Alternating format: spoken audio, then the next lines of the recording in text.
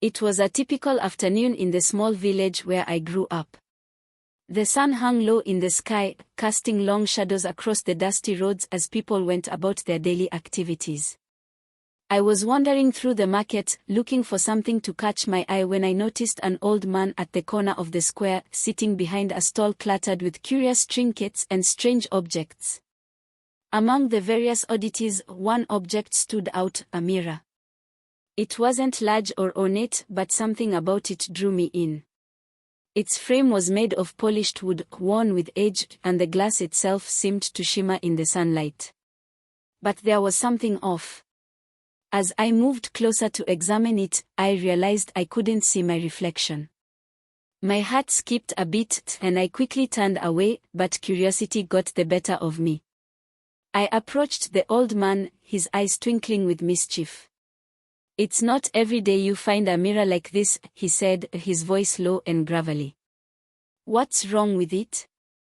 I asked, my gaze returning to the strange, reflective surface that refused to show my face. The old man chuckled. "This is no ordinary mirror. It doesn't show what's outside, it shows what's hidden within." A chill ran down my spine, but I couldn't help myself. I had to have it. After a short exchange of coins, I took the mirror home, carefully wrapping it in cloth. Later that night, as I sat in my room, I couldn't stop staring at the mirror. There was something unsettling about it. No matter how long I looked, my reflection never appeared. Instead, the glass seemed to ripple slightly, like the surface of a pond disturbed by a stone. I placed the mirror on my desk and decided to sleep. But sleep didn't come easily. I tossed and turned, plagued by strange dreams of dark forests and shadowy figures. Every time I closed my eyes, I could feel the mirror watching me, as though it was waiting for something. Sometime in the dead of night, I awoke to a soft humming sound. My room was dark, but the mirror was glowing faintly. I sat up in bed, heart pounding, and cautiously approached the desk. The glass was rippling again, but this time, something was emerging from the surface. My breath caught in my throat as I saw it, my reflection. But it wasn't me. The figure in the mirror looked like me, yet it was different. Its eyes were hollow, and its expression was cold, devoid of any emotion. Slowly, the figure stepped forward, pressing its hands against the glass, as though it was trying to break through. Panicking, I reached for the mirror, intending to cover it, but the figure spoke. "You cannot hide from what you truly are." I stumbled back, fear gripping me. The reflection's voice echoed in the room, though its mouth never moved.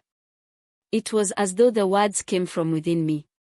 The mirror rippled again, and the figure stepped closer, its form becoming more distinct, more real. My mind raced as I tried to understand what was happening. Was this some kind of nightmare? A trick of the light? But deep down, I knew this was real.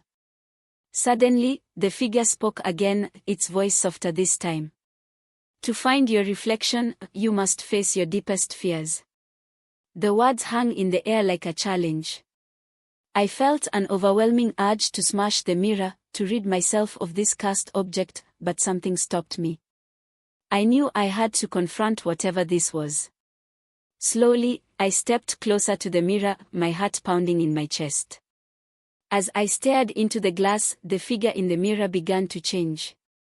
Its cold eyes softened, and its expression became one of understanding. I realized then that the mirror wasn't showing me some evil version of myself, it was showing me my fears, my doubts, the parts of me I had buried deep inside. With a trembling hand, I reached out to touch the glass. The moment my fingers made contact, the mirror shattered, its pieces falling to the ground in a cascade of glittering shards. But instead of fear, I felt a strange sense of peace. The figure was gone, and the room was quiet once more. The next morning, I swept up the pieces of the mirror and buried them in the yard. The old man at the market was gone, and I never saw him again. But from that day on, I felt lighter, as though a weight had been lifted from my soul. The mirror had shown me what I needed to see, and though it was terrifying, it was also a gift. I had faced my reflection, and in doing so, I had found a part of myself I didn't even know I had lost.